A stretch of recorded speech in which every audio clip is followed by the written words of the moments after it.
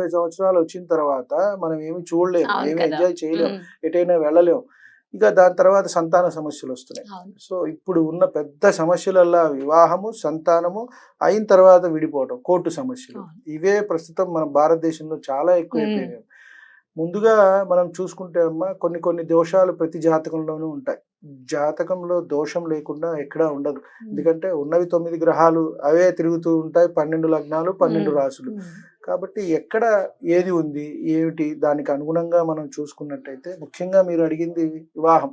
ఉమ్, వివాహం ఎందుకు లేట్ అవుతోంది అంటే ఆడవారికైనా మగవారికైనా సప్తమాధిపతిని చూడాలి మనం.